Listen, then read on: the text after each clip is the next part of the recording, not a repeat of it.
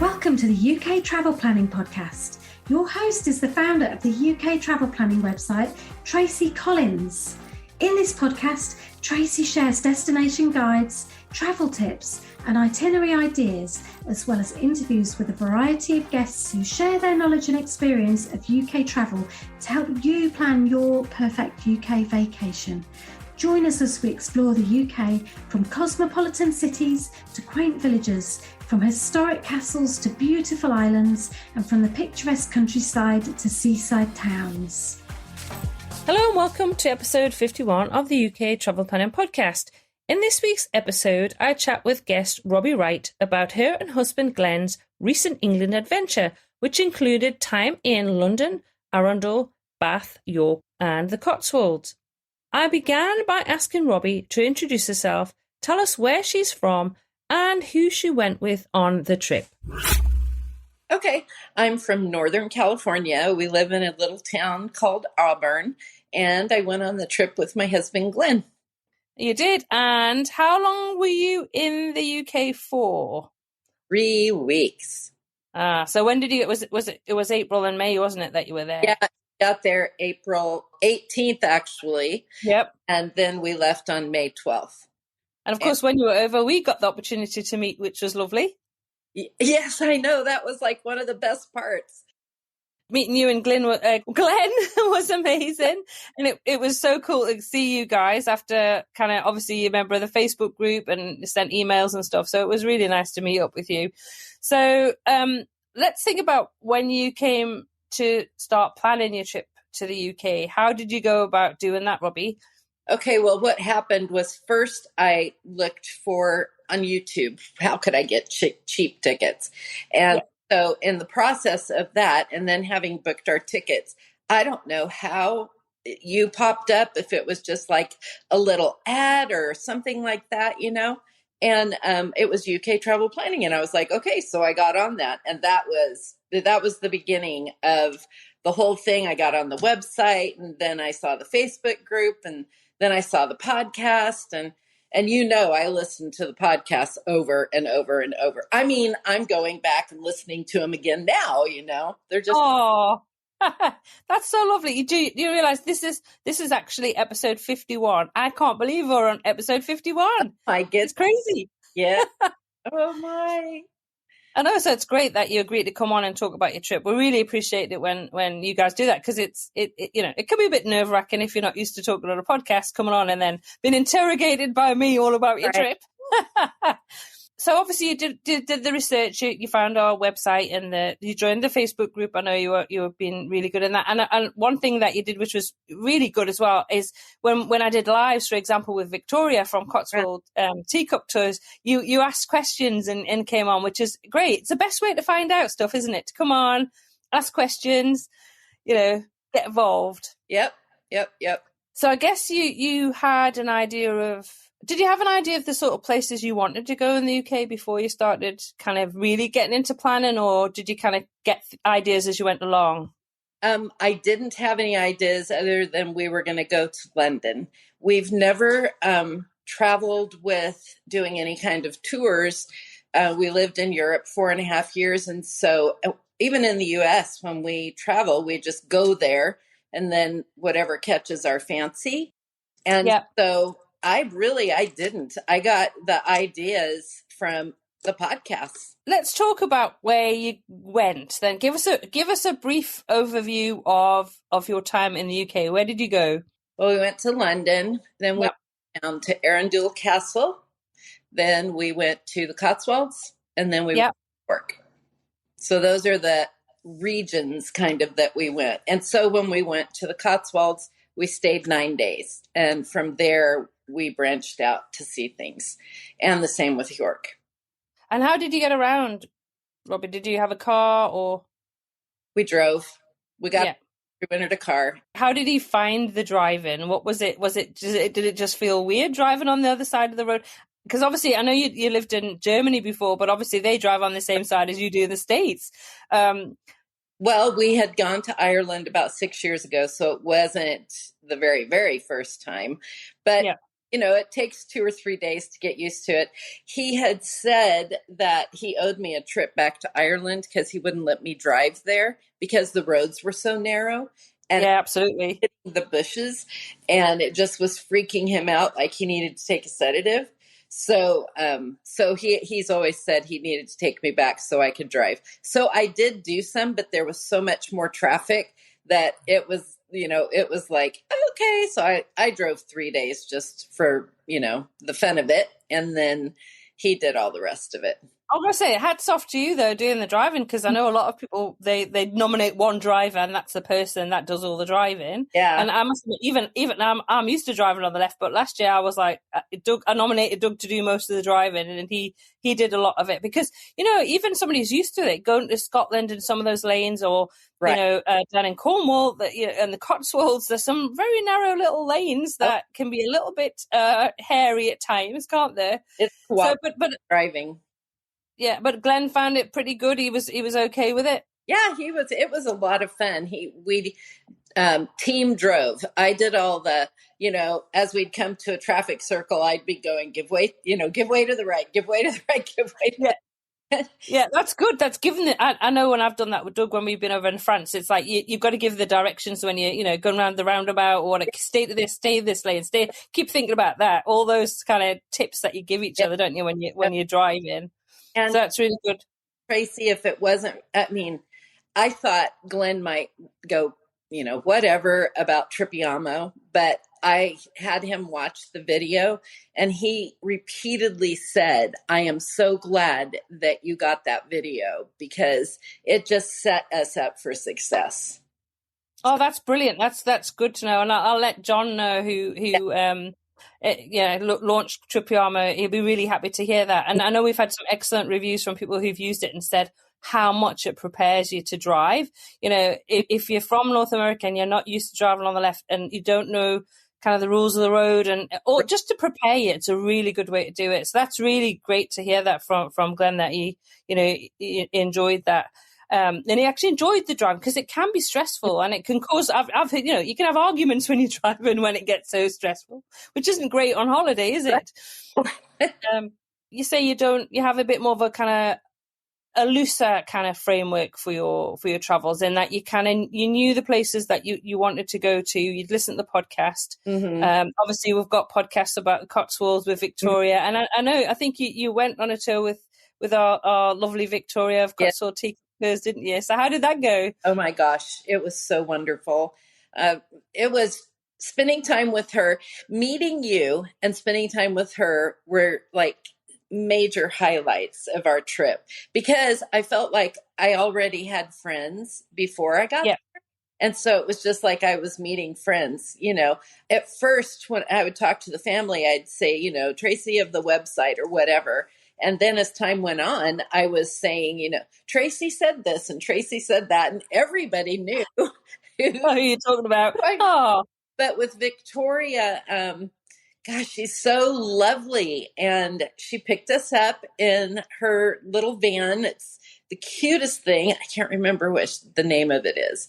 But anyway, it has a name. And she brought some snacks and she just took us around. And Glenn and I were talking about it last night. The stories she knew, the places that she took us to, she had, we had questions, she'd answer them, she took us to the Tolkien Door of Durin place. Yes, in Stowe. About that, And so, it was just so much fun. And, it was her knowledge. I would want to do it again. Both of us would want to. The tough thing is if we go back and go to all the same places, we won't see. That's the thing. But, I do have, because obviously I pick and choose the best driver tour guides, and I love all my partners that I work with. they're amazing. John, Victoria, Mark in Northumberland, Doug down in Cornwall, and I've just got Oz on board who does private tours from out of London. I'm very lucky because I guess they pick and choose to work with me as well. But we're very lucky that we have just created a wonderful, wonderful team, even right all up to far north Scotland, with Sally Ann and Robert. So, we are lucky, and we're constantly kind of adding to that team as well, so that we can offer you guys like the best people when you come. And all the people we work with come on the podcast. And I think that also helps because you hear the voices and you can meet them in their Facebook group as well. So as you say, it's like coming across and meeting up with friends, isn't it, by the time you come? So that's really good. Discovered because we did the Tower of London walks tour. Yes. Beefeater welcome. And after we did that, we discovered that everything that we went to do later, like when we went to Westminster Abbey, you're walking around, but you don't know what you're looking at. You know what I mean? Yep. So, here it's like, oh, okay, here this person was buried, here this person. But you don't know anything. And in the Tower of London, we learned all these things. And with Victoria, we learned all these things. And so the value of the tours is, it made the trip. Absolutely. You know something, I absolutely 100% agree with you about that, because, we can all do this. We can all go to these places independently and buy a ticket and have a look around. But you're absolutely right. You don't learn as much. You don't glean the knowledge. You might look at something and you don't necessarily kind of know what it is. And so you actually might walk around a building, but that's what you do. You walk around a building. You don't actually learn anything about the history of it. And I think as well, when you go out with the driver tour guides as well, they know places that only locals know. You get stories, and we all want to know stories, don't we, about the place to really learn about it, and that's what they can share with you, tell you those stories that bring a place alive, right? And I think if you put, I don't want to do tours, and I'm like, I would always do a tour. Everywhere I go, I do tours, and those are the most memorable things. Those are the things that you remember. Yeah, those are the stories we can tell our family. Those are the things we talk about, and those are the things that we're talking about at the barbershop. Yeah, that's perfect. It's brilliant. Well, you can tell all your customers as well, come over and visit the UK, which would be great. Yeah, that'd be brilliant. So obviously you kind of had the places planned, you had the ideas, you did the research, you listened to the podcasts. Did you book, obviously some of the tours you had to book in advance, like Victoria's gets very, very booked up. I mean, she's booked up pretty much solid, I think, for the next couple of months. So how far in advance did you start thinking about booking the tours and booking accommodation and that sort of thing? Okay, so Victoria's podcast, jump on and book it, because I want to go there. So pretty much as I learned about them, I did. And with London, one of the things with London is everything starts at the same time, pretty much. So it's hard to get more than one thing in a day, So I would just book them. And then, well, honestly, I booked like more than one with Viator or walks or whatever. And then from there, because you can cancel it. Yes.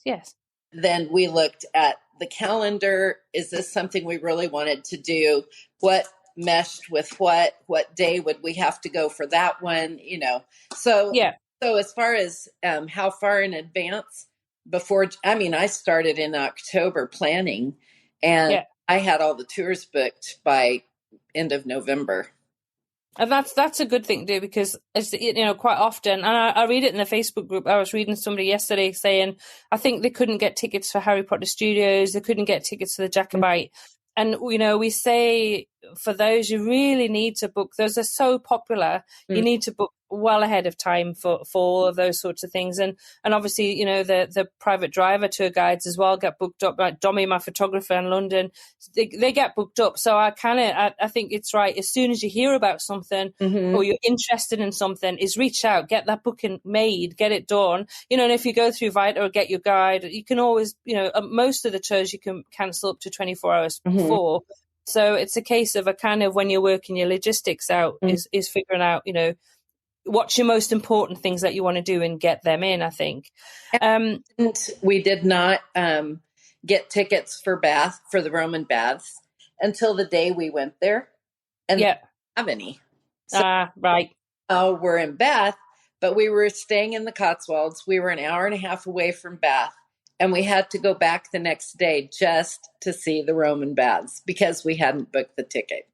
But we routed back through some of the villages. We made it work, but that's an example right there. If we hadn't enough, we'd have missed it. Absolutely. Well, it's funny because I'm taking my mum next month to Bath because she's just had her 80th birthday. So I'm taking her there for 3 days. And I booked the Roman baths about a week ago, got the tickets exactly for that. It's because if it's an important thing, and we're going for afternoon tea at the Jane Austen Centre as well, because my daughter's paying for that for my birthday, my mum's birthday, but I've booked that already. It's those important things is like, no, really want to do that. So therefore, I'm going to get that booked. Right. That's important. So what about accommodation, Robbie? How did you choose your accommodation, and what sort of accommodation did you stay in? We are Airbnb people. So even everywhere we go, we do Airbnb. And we did a hotel in London, and we did what you said about stay where it is that you want to, where's most important on your trip. Another thing that you said was you need to decide why you're coming. So if you're coming for history, are you coming for World War II? Are you coming for literature? Are you coming for, various things? And so we talked about that and what was important to us. And so we stayed in Westminster. Is that the area? Yep. We stayed in Westminster so we could just basically walk out the door and go to those places and not have to waste the time on the tube, which you said. And I think that's important. If you can do that, stay absolutely, because otherwise you're going to be traveling in and out. And I just know for me personally, and I've said this numerous times, but it's like, you've done 25,000 steps or something a day. You don't want to then get back on the tube and have to travel on the tube, and because there's a lot of steps between those tube stations, and then walk back to your accommodation. Because I'm over it by that point. Yes. Yeah, my feet have had enough when they say no, so I like to choose. So we're actually, because in a few weeks' time I'm going over to Paris for the day, so we're staying very close to St Pancras International, because I just want to be able to walk across there, get on the train, and when I come back after the day, walk back to the hotel. It's really important for me. So, but your accommodation, you had good accommodation, you liked it? We did Airbnbs. We like to stay with families so that we can meet local people and be able to have conversations with them. We had wonderful conversations with the families we stayed with. When we went to Arundel, we had just our own flat. It was a vacation home, so they weren't there, but we were straight across from the wall of the castle. I mean, we were on one side of the street. It was on the other side of the street, and it was fabulous. And so, we've really enjoyed the time with the families, and that's why we do Airbnb. And that's lovely. And, it's a really good reason. Another reason I kind of say, if people like, B&Bs or guest houses, another great way to meet local families and to meet local travelers or whoever's traveling to the area, sit at breakfast and have a chat about who's going where. And then you get all the tips, don't you, about, it's like we're off to Edinburgh next Monday and we're staying at, Elder York Guest House, and we've stayed there for years because we absolutely love Murray and his dad who run it. The Edinburgh born and bred. We get a fantastic full Scottish breakfast, and Murray knows all the best places and all the tips about where to go and where to eat and what to do. Right. And that's invaluable, isn't it? Being able to do that. Mm-hmm. So let's talk about food, because I've talked about breakfast then. So how did you find the food? I know one night I helped you find somewhere to eat. You found a Wetherspoons, didn't you? Yes, we did find Wetherspoons, and from there on, that's pretty much the pubs that we went to. Everywhere we went, I looked it up. Is there a Wetherspoons? Yeah. Because then that was kind of easy. We went places like in Whitby. We went to Magpie. So that was different. But it was wonderful. We went to Wetherspoons, and their menu was really big. Yes, got lots of choices. Yes. So and good prices. It's a good price as well. exactly. And it's very popular with British people as well. You find loads of Brits eat there because it's good prices. Yeah. Did you do any meal deals? Did you go for the sandwiches, drinks, and? Oh my gosh, we did that every single day.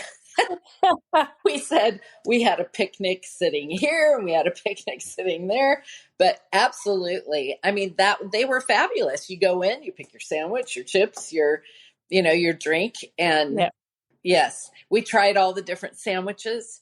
With this trip was for our 50th anniversary. So our kids are giving us a party in June.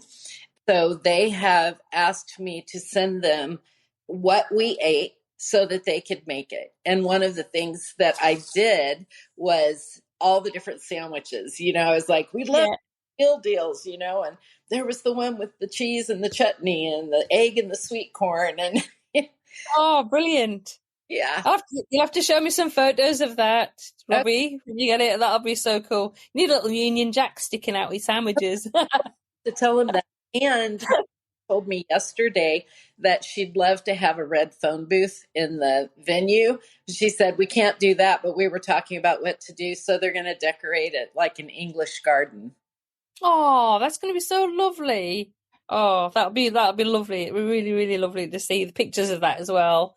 And because you've got a lovely family. I know you showed me pictures when I met you guys in London. And actually, the day that we met, unfortunately, I was really excited about going to the cafe in the crypt, but there was actually something going on that day. But you did say to me you actually went back. You managed to go and have something to eat there. Yeah, before we stayed in Windsor at a Tracy.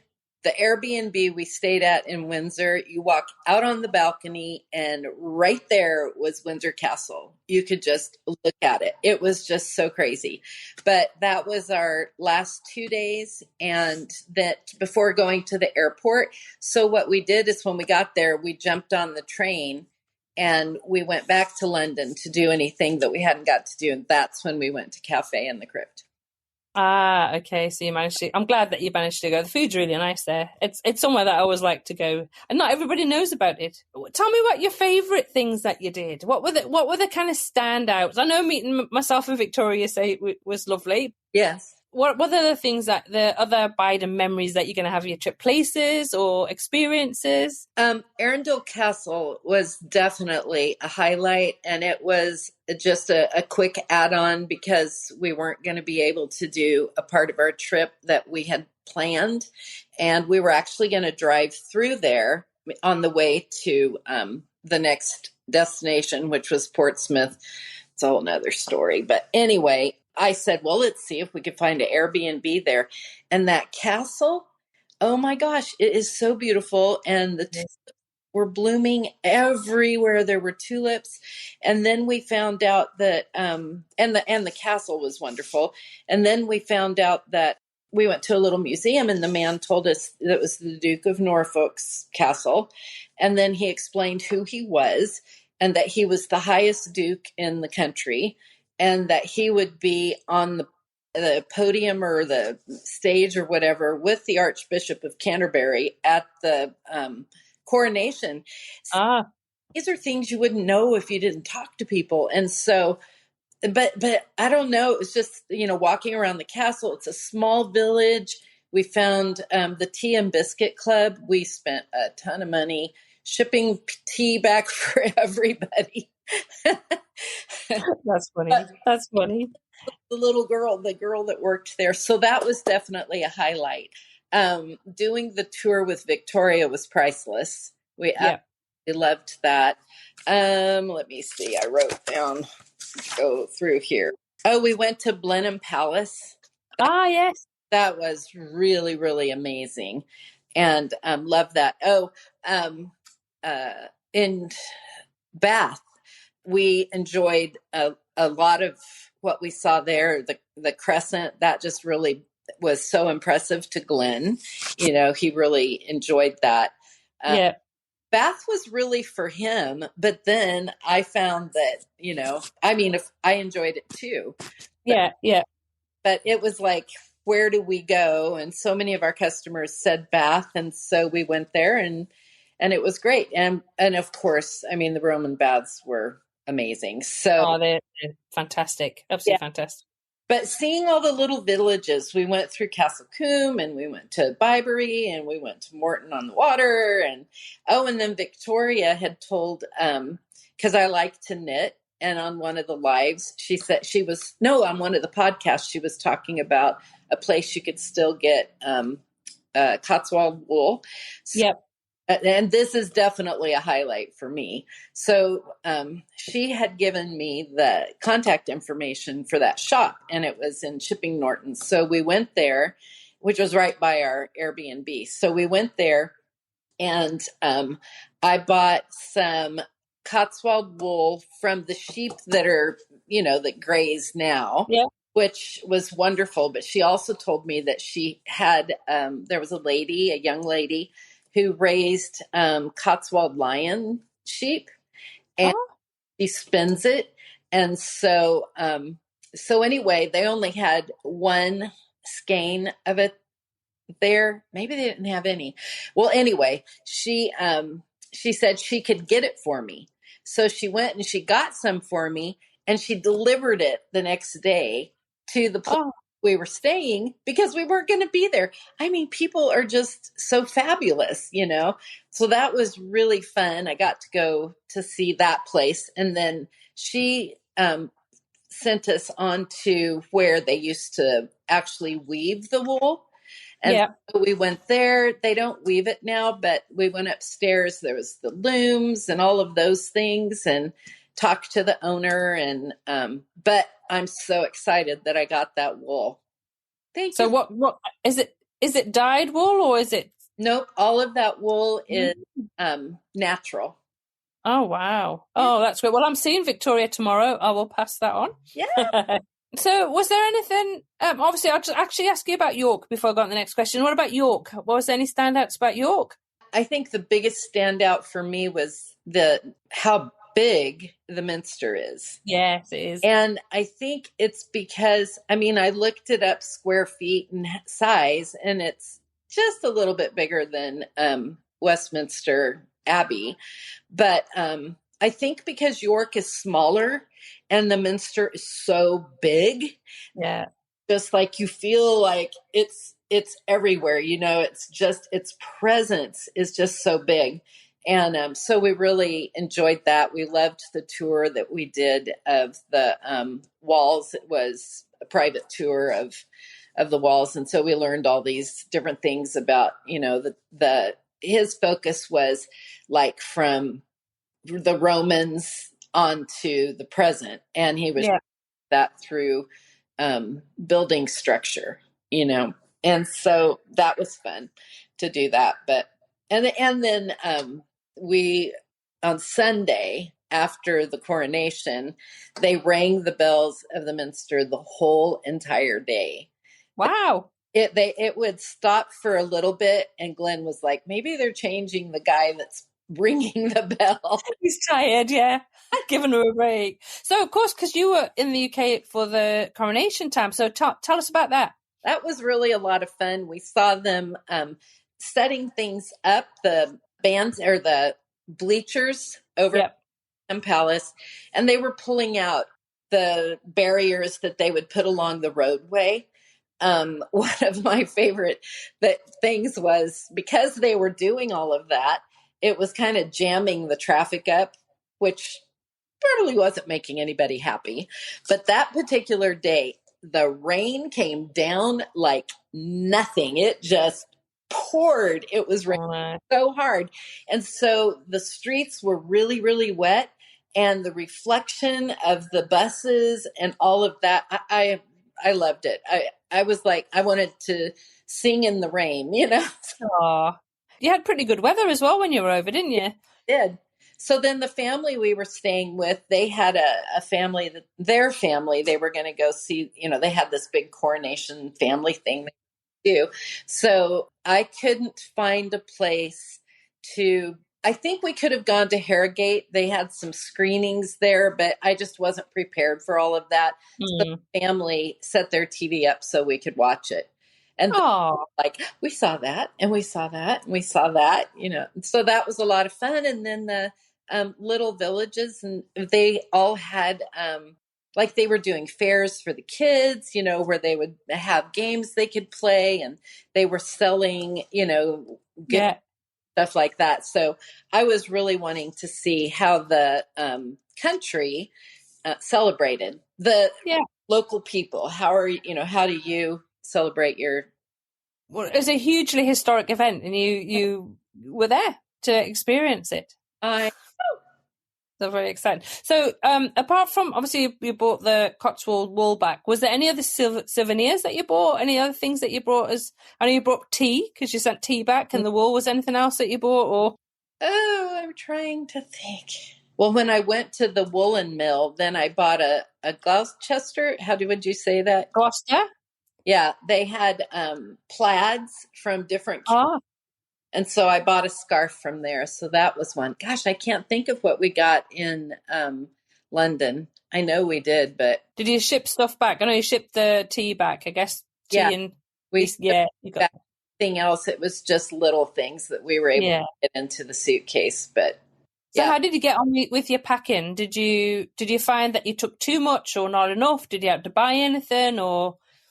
Well, the only thing that we had to buy was a curling iron, because I got a converter for my curling iron, but it didn't like it anyway, so it died.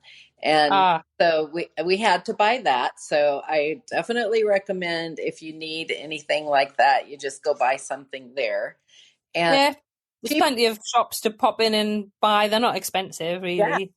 Especially since the one I had was expensive. So now I've lost that. I have to buy another one. Oh, no. So there was that. But, because I listened to the podcast and on your website, you have articles for everything, and you have some on luggage and packing. And so, nope, we didn't take anything over there we didn't need, and we didn't have, we weren't sorry for anything we took, and we didn't need anything when we got there. It was absolutely perfect. Brilliant. So was there anything that surprised you about the UK that you weren't expecting?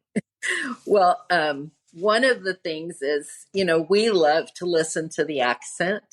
Enjoy talking to people. And we found that when we were on the bus, that they were listening to us, and then we would start talking, and they're like, we just love listening to your accent. We're like, what? And so we had wonderful experiences, but them being as interested in our accent as we were theirs, that was a surprise.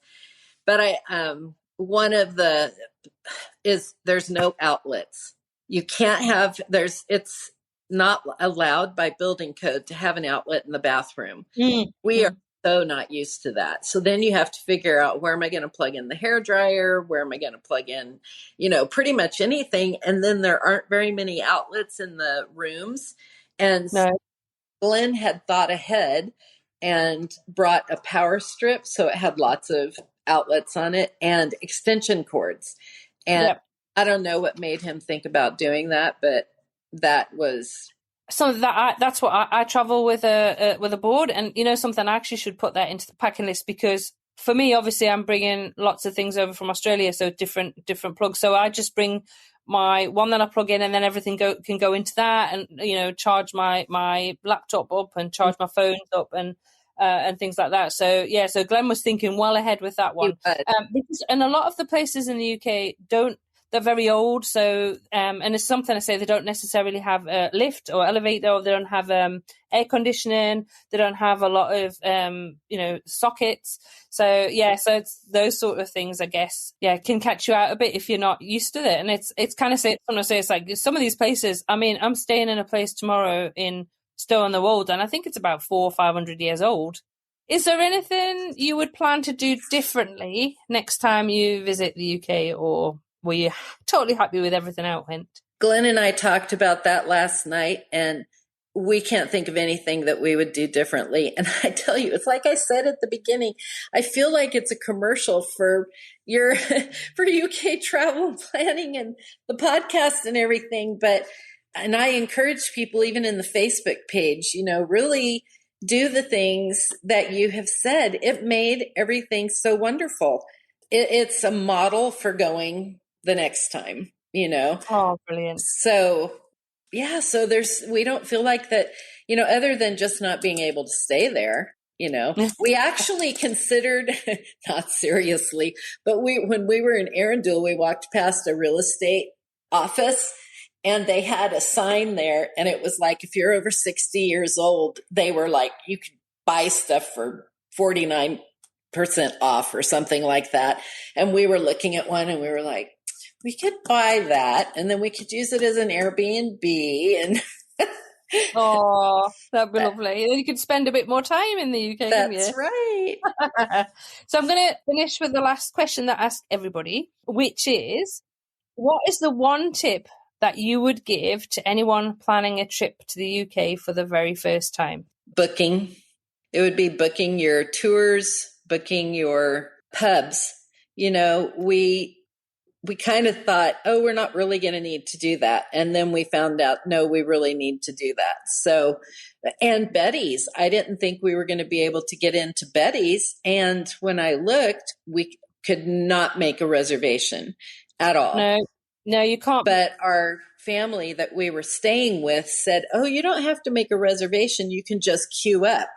So we did. And it just happened to work out that we were like the fifth people in the queue, and you can still have the high tea doing it that way, but sometimes that queue gets really long because it's such a popular place to go. Yeah. I think that's an important point, and a good thing to bring up is not leaving it to the last minute. Is once is then getting things booked up. I think, to avoid being disappointed and thinking, missing out on the things that you really want to do. I think it is, however in advance you feel it is, if something's open and it is available, then absolutely book it. I book my accommodation. I use booking.com because I like the fact that I can get the free cancellation. I use Get Your Guide for my larger tours. And again, you've got that free cancellation. And, people, as I say, people like Victoria and John and Mark, everybody gets booked up really fast. There's a lot of post-COVID tourism's been getting very, very busy. London, as you say, is getting very, very busy. And so, you just have to kind of think ahead and do it. So I think that's an excellent bit of advice there, Robbie, for sure.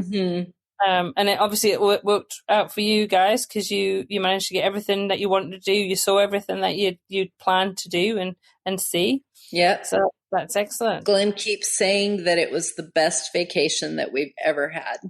Oh, that's lovely. You need to say hello to Glenn from me. I will. But I guess for this episode of the podcast, it just leaves me to say to you, Robbie, thanks so much for coming on and agreeing to talk us through your trip and give us your tips and your experiences from your visit. And I'm going to say thank you very much from myself and Doug as well for just being amazing in the Facebook group and just being so lovely, just saying such lovely things. It just makes us feel really happy to hear that, and it's kind of why we started everything, why we do the podcast, why we did did the Facebook group, and how we do it, and it's just amazing. Just makes us feel really warm when we hear this sort of feedback from yourself and Glenn about how much you enjoyed your trip. Well, you're welcome. It was really truly the best trip ever, and I hope that when we come again we can cross paths again and even meet Doug. Yeah, well, hopefully. Well, you never know. We might be over in the States later in the year, so hopefully we can. Oh, yes, you have to come. Yeah, but if not, next time we're in the UK, hopefully we'll be there at the same time and we can organise it. But that would be great. But thanks so much for coming on the podcast this week. It's been great talking to you. Thanks, Robbie. Thank you. Thanks again to Robbie for coming on to the podcast this week and chatting about her trip report. I really enjoyed talking to you, Robbie. Thank you again. You can find information about all the places and tours Robbie talked about in this episode at uktravelplanning.com/episode 51. A huge thank you also to Robbie for sponsoring the UK Travel Planning podcast every month. If you're enjoying our weekly podcast and would like to show your support for our work, please pop over. There will be a link in the show notes to sponsor the show from as little as $3 a month. And I want to say a huge thanks to Tina Lang, Hannah Waterman, Vanetta Thomas, Deborah Harson, Donna Owen, and of course Robbie, for your ongoing support and sponsorship. We really, really appreciate it. That just leaves me to say for this week, as always, happy UK travel planning.